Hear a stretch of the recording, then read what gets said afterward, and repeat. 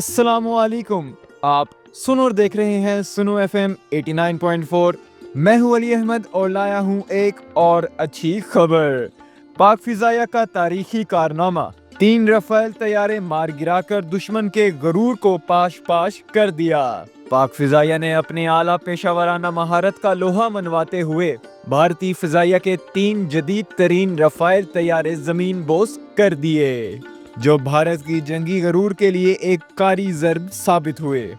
دنیا بھر کے ماہرین نے نہ صرف پاکستانی پائلٹس کی مہارت کو سراہا بلکہ بھارتی پائلٹس کی ناقص کارکردگی پر بھی سوالات اٹھائے۔